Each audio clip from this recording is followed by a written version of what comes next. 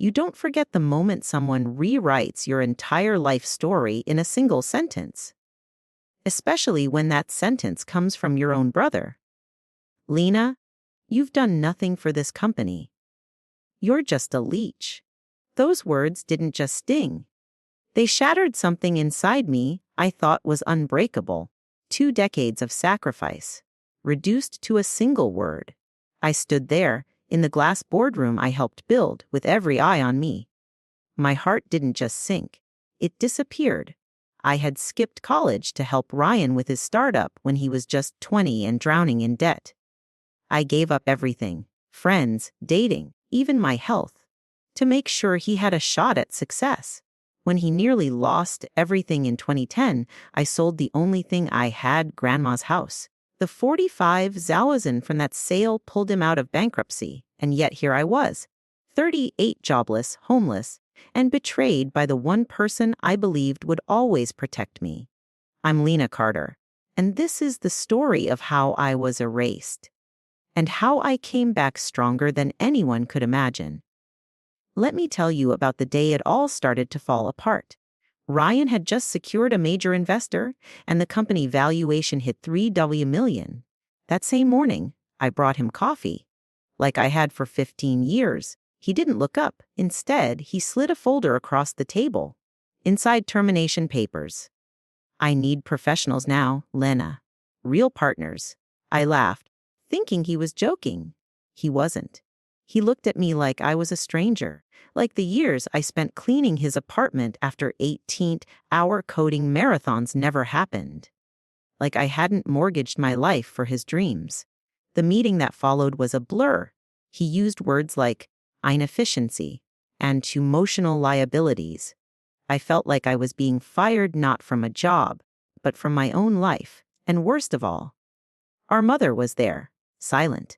She didn't defend me. She didn't even look at me. I walked out with nothing but a tote bag and a heart that weighed more than my body. For days, I stayed in a cheap motel outside Charlotte, sleeping in my coat, wondering what I did wrong. But here's what I want you to know, especially if you've ever been betrayed by your own blood. Your value is not determined by their blindness. And your worth doesn't shrink because they can't see it. This is the beginning of a story I never thought I'd tell. It's a story of silence, power, and a kind of revenge that doesn't come from destruction, but from rebuilding. If you've ever been made to feel invisible by the people you love most, stay with me, because the pain is real, but so is the healing. And maybe, just maybe, you'll see a part of your own story in mine. If this first chapter touched something in you, please like, share, or subscribe to the channel.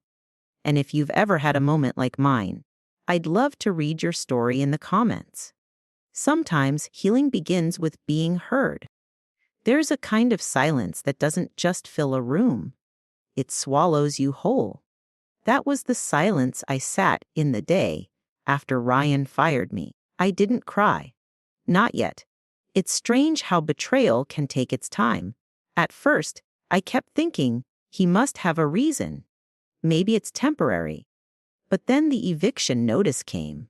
Ryan had legally put the house under his name 3 years ago. For tax reasons, he said at the time. I trusted him. Now I had 10 days to leave or face legal consequences. I packed my life into 4 boxes, clothes, journals, a photo of us when we were kids. Before everything got complicated, I didn't even get to keep my dog, Jasper. Ryan said he'd take better care of him. He said it like he was doing me a favor. And Mom, she called once. Just once. She told me to stop overreacting and think of Ryan's future. Her voice sounded small, like she didn't believe her own words. But she still said them. I couldn't stay in Charlotte. The city I had helped build him in suddenly felt like it was closing its doors around me. I moved into a rundown motel 2 hours outside the city. The 40 night. Thin walls. Stained sheets. The sound of footsteps above me all night long. I couldn't sleep. Every time I closed my eyes, I heard his voice. "You're just a leech." That word circled my brain like a curse. I replayed every moment we had shared, every sacrifice, every time I said no to myself so I could say yes to him. Why didn't any of it matter? And why did it hurt more coming from him than from a stranger? I started applying for jobs. I didn't want sympathy. I wanted dignity. But my resume was full of work I had done as a co-founder. And when I reached out to companies, they all said the same thing. "You were what exactly?" That question echoed louder than Ryan's insult. I wasn't even sure anymore.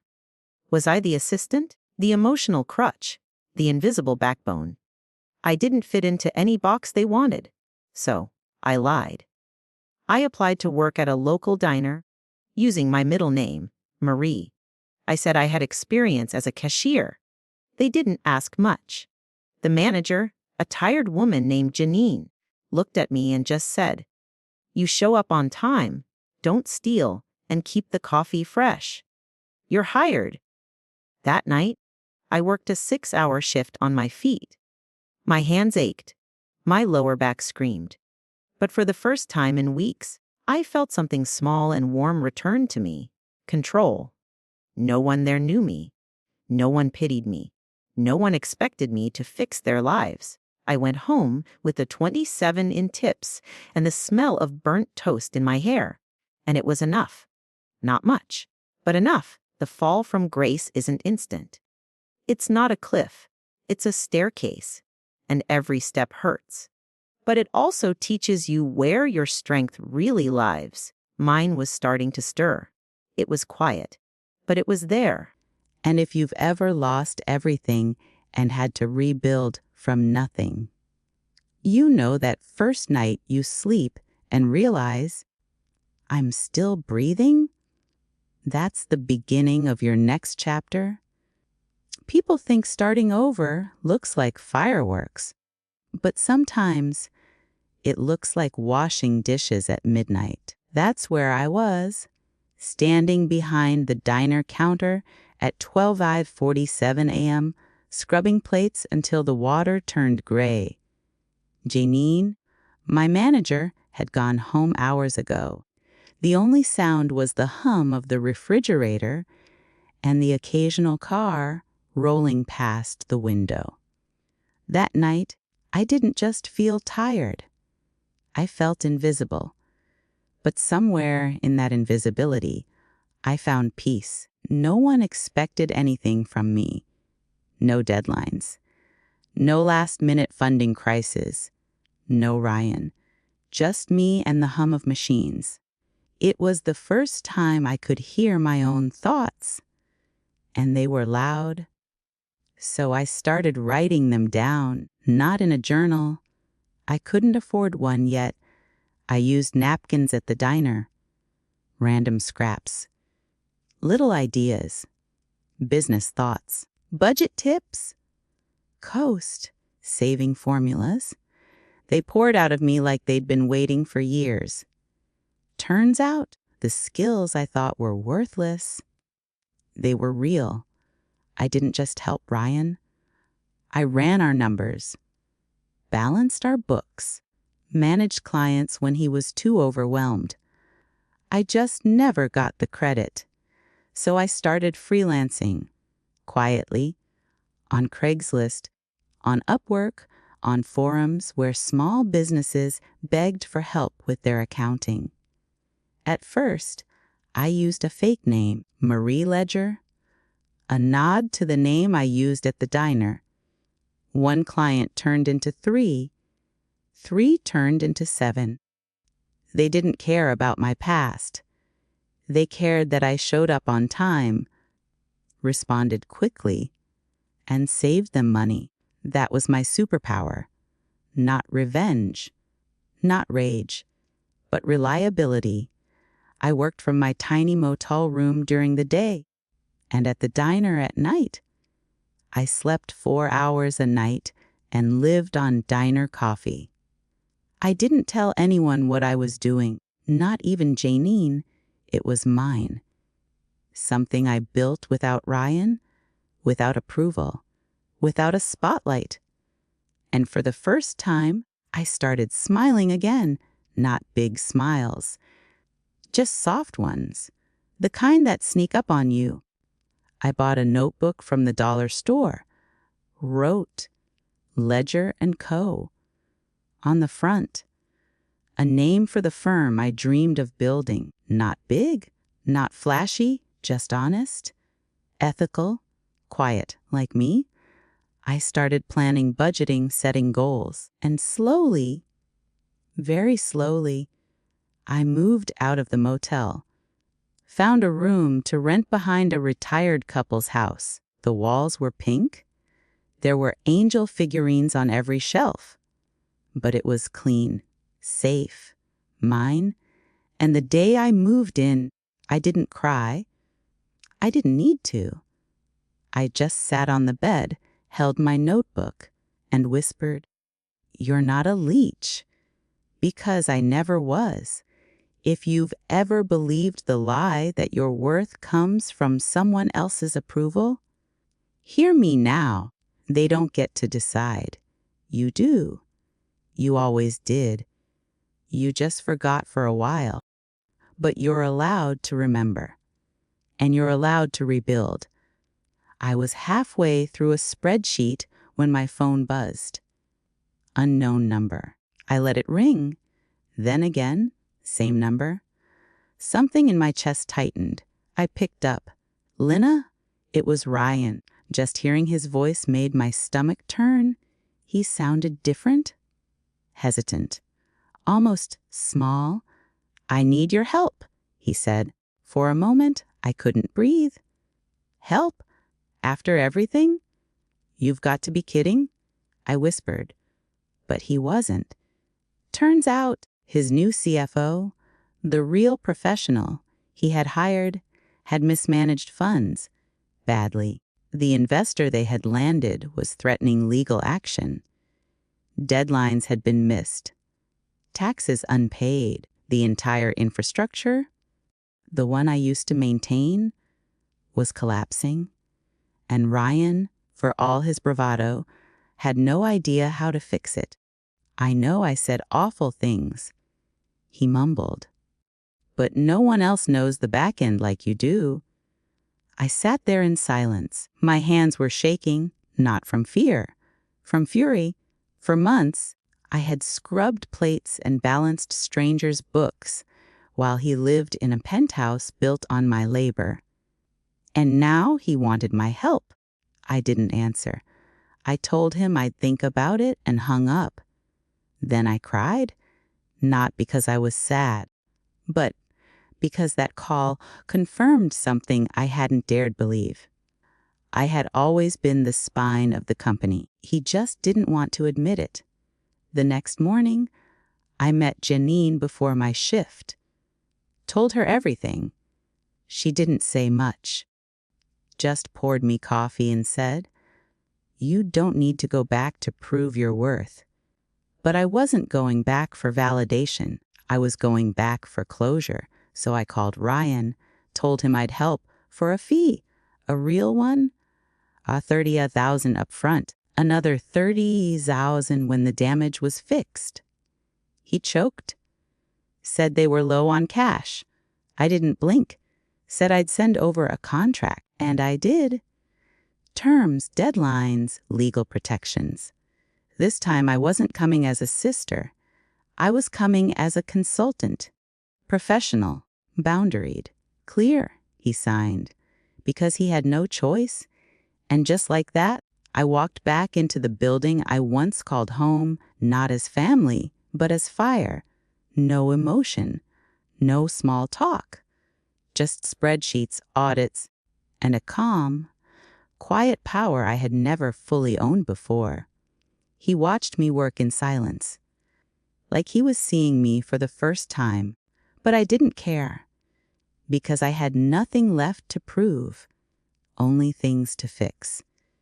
The moment I stepped into that glass office again, everything felt smaller, not physically, but in spirit. What once felt like a monument to ambition now felt like a hollow monument to ego. Ryan sat across from me in the conference room, eyes tired, shirt wrinkled, voice quieter than I remembered. He was drowning. And for the first time, I didn't reach out to pull him up. I let him feel the weight. Instead, I opened my laptop, looked him dead in the eye, and said, "Let's get started." The damage was worse than I expected. False financial projections, unpaid vendor accounts, a near empty tax reserve. It wasn't just carelessness, it was arrogance. For 2 weeks, I worked silently, came in early, left late. I refused the office he offered me, sat at a corner desk outside the conference room. I wasn't here to reclaim space. I was here to close a chapter. Ryan tried to make conversation, jokes, compliments, old stories from when we were kids. I didn't engage. He had confused love with access, and this was a boundary. After day 6, he stopped trying. That's when he started to respect me again. By day 10, I had stabilized their cash flow. By day 12, I had restructured the vendor contracts. And by day 14, I presented a full recovery roadmap to the board. It was quiet when I finished. Even the investors stared, speechless. Then one leaned forward and said, "Why weren't you the one leading all along?" I didn't answer. Because I already knew. Because I was the sister. Because I didn't demand titles. Because I was too loyal to challenge him publicly. But now, things were different. As I gathered my things to leave, Ryan followed me to the elevator. "I'm sorry," he said. I turned slowly. "You're not sorry for what you did. You're sorry I didn't stay broken." He flinched. But he didn't deny it. "I miss you, Lena." I nodded. "I miss who you used to be." And with that, the elevator doors closed. That night, I sat in my tiny rented room, lit only by a desk lamp and the quiet breath of a safe space. I opened my notebook, Ledger & Co., and I wrote 3 words, "It begins now." I didn't want to go back. I didn't want revenge. I wanted freedom. And finally, I had it.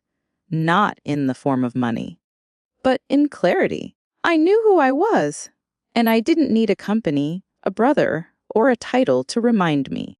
If you've ever walked away from someone who refused to see your worth, know this: you didn't lose them. They lost you, and that's the kind of grief they'll never admit. Some people heal with time. I heal with truth. Not the kind you shout at someone to win an argument. The kind that sits in your chest like a quiet anchor, keeping you from drifting back into old waters. 2 weeks after I left the company, I received a letter. No return address. Just my name in Ryan's handwriting. I held it for a long time before opening it. There were 6 pages inside. 6 pages of apologies, excuses, memories, confessions. He said he felt lost without me. Said he didn't realize how much I carried. Said he regretted letting our relationship get tangled in ego and business. I read it 3 times. Then I folded it up, put it back in the envelope, and tucked it into the bottom drawer of my desk. I didn't reply.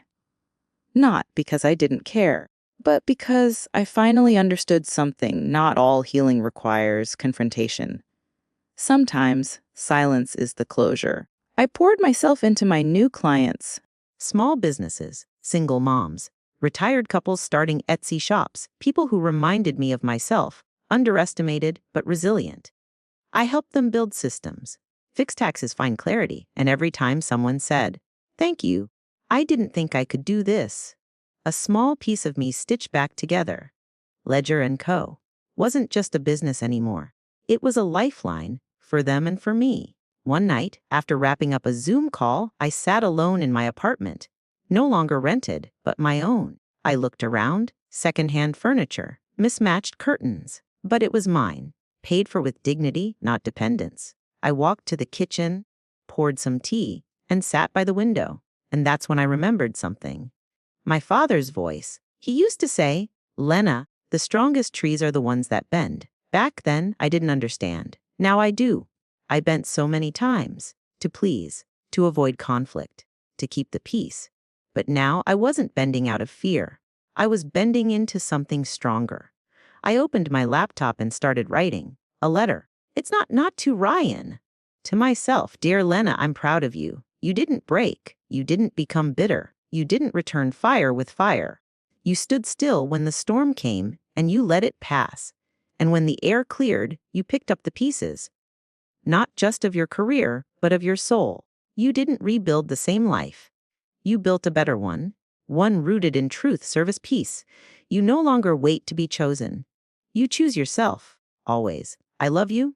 Me, I cried while typing, not because I was sad, but because I finally saw myself fully, not as someone's sister, someone's assistant, someone's shadow, but as Lena Carter whole, capable. Enough. The next morning, I printed the letter, framed it, hung it above my desk, and every time I had a hard day, I read it again. It reminded me that I didn't need applause to know my worth.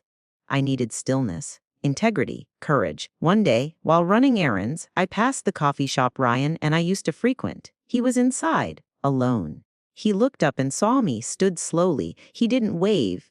I didn't either. We just stood there for a moment, strangers who used to share childhoods and secrets. He mouthed, "Thank you." I nodded, then walked away. No anger, no sadness, just peace. Because not every story ends with reconciliation. Some end with release, and that's okay. Sometimes the happy ending isn't about mending the broken bond. It's about mending the broken belief that you needed it to begin with. Back home, I opened my journal and wrote a single line. You don't rise by being loud. You rise by being rooted. If you're listening to this, it's not what it seems, and you've been betrayed by someone you loved. If you've lost your name, your role, your direction, hear this. You are not what they failed to see. You are what you choose to reclaim. And it starts now, like it did for me. You get to rise. You get to return. Not to who you were, but to who you were meant to become. 2 months after framing that letter to myself, I received an invitation. It wasn't handwritten. It wasn't personal.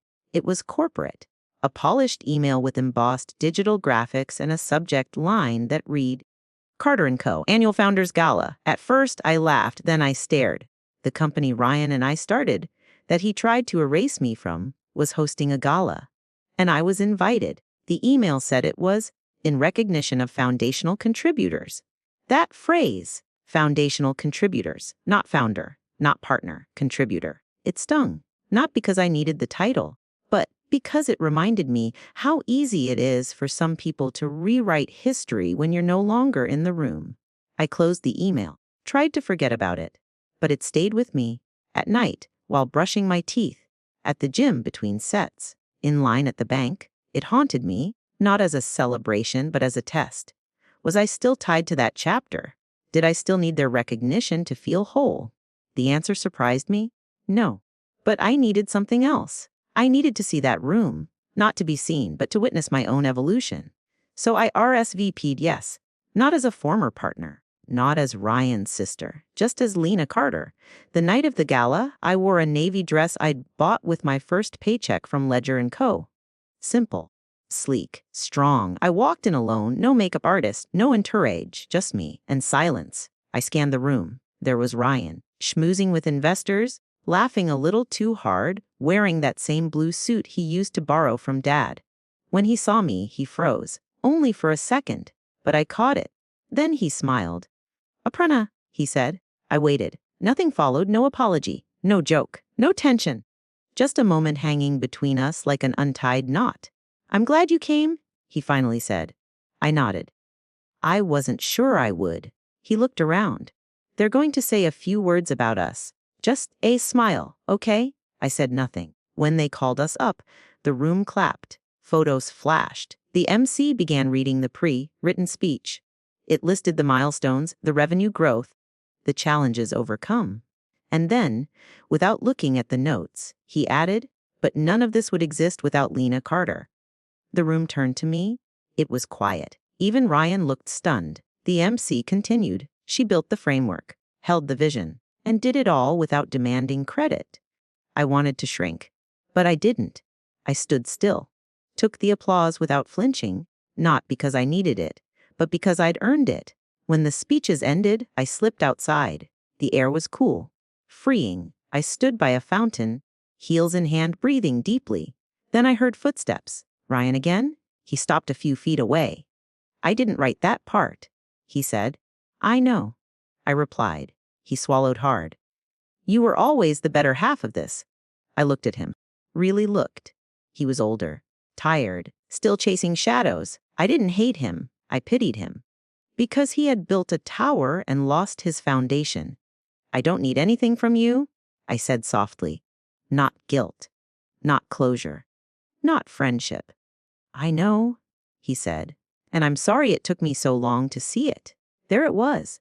The apology. It's not dressed up in business talk, not buried in excuses, just plain, just real. I didn't respond, not because I was cold, but because I didn't need to. He'd said what he needed to say, and I had heard it. As I turned to leave, he called out, "Are you happy, Lena?" I smiled. Not always, but always at peace. And I walked away, back to my car, back to my new life. It's not what it seems. Back to a world where I was no longer defined by what I built for someone else, but by what I chose to build for myself. It's been a year since that night. The night I walked away from the gala. The night I chose myself in a room that once made me feel invisible. So much has changed since then. And yet, some things, the most important things, have come home to me. Not in a loud, triumphant way, but like sunlight creeping slowly through curtains after a long night. Ledger & Co. is still standing. It's not a tech unicorn. It's no champagne interviews. No clickbait headlines. But it's real. It's honest. It's mine. I help people see themselves in their numbers, in their ledgers, in the quiet math of resilience. And with each client, each small business, each woman who walks into my office afraid to open a bank account under her own name, I feel something sacred. I feel her hope. And I remember mine.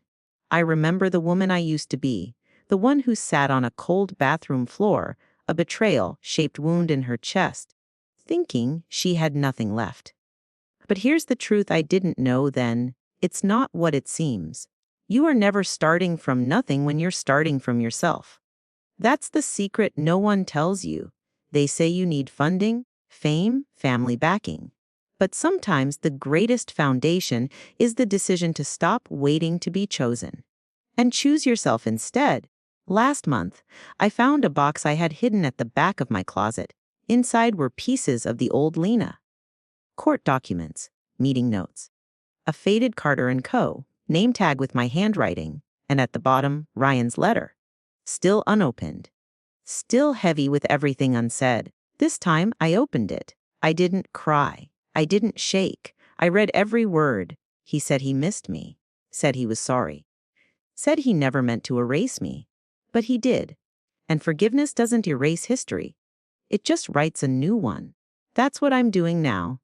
Writing a new history, not of titles and transactions, but of truths. Truths like, sometimes family will hurt you worse than strangers. Sometimes love is twisted into manipulation. Sometimes healing means saying, I love you, and goodbye, in the same breath. I've had to unlearn a lot. Unlearn that being needed is the same as being loved. Unlearn that loyalty means silence. It's not what it seems. Unlearn that making yourself small keeps the peace. It doesn't. It just makes you disappear. Now, I teach women how to be seen. In contracts, in credit scores, in courtrooms, in conversations. I show them how to advocate for their worth even if their voice shakes, especially if it shakes. Because every time a woman reclaims her name, her power, her space, a cycle ends, and something holy begins. It's not what it seems. I never set out to be a voice for others. But maybe that's the point. Maybe healing begins when we stop trying to be inspiring and start being honest. I tell my clients your story doesn't need to be tidy to be valuable. Your scars don't disqualify you. They're proof. Proof that you've survived the unimaginable and still chose to show up every single day. That's the kind of success no spreadsheet can measure. People ask if I still talk to Ryan. The answer is sometimes, not often, and not about the past. He's rebuilding in his own way with new people, new dreams. I wish him well, but I don't wish him back. I've learned the difference between reconciliation and return. Reconciliation means I release the resentment. Return means I allow access. It's not one the first. I've chosen not to do the second, and that's okay. Some people are meant to be your history, not your future. My future looks different now, quieter, wider. There's more breath in it, more room for joy. I take walks in the morning without checking my phone. I drink coffee slowly. I laugh more easily. I let things go faster. I no longer try to fix what broke me. I honor it. I learn from it. And then I move forward. That's how I know I've healed. Not because I don't feel pain, but because I don't attach my worth to it anymore. I'm not the broken girl in the mirror. It's not what it seems. I'm not the forgotten partner on the letterhead. I'm not the sister standing on the outside of the boardroom glass. I'm Lena Carter, founder, builder, survivor, teacher, daughter of a woman who once told me, "You don't need to be loud to be powerful. Just be true." So I've made truth my currency. It's paid me back in peace, in alignment, in legacy. And now, I want to say this to you, the person still listening. It's not what it seems. If someone broke you in silence, if your name was never said in the room you built, if your worth was measured by how little you asked for, please, it's not what it seems. Hear me. You are not asking for too much. You are remembering what you were taught to forget. That you are allowed to take up space. It's not what it seems. That you are allowed to outgrow what you used to settle for. That you are allowed to leave the table when respect is no longer being served. This story isn't just mine. It's yours. It belongs to every woman who smiled through erasure, who stayed when she should have left. It's not walked out with nothing but her name and built a world from it. You are not broken. You are becoming, and I hope someday you'll tell your story too, because the world needs it. We all do. If this touched something in you, if it reminded you of a wound or a strength you forgot you had, please share it. Leave a comment. Let someone else know they're not alone. Like, subscribe. Not for me, for you. So you never forget what it feels like to choose yourself, to rise not in fury, but in truth. In quiet, grounded, undeniable truth. That's power. That's peace. That's legacy. And that's the life I choose every single day.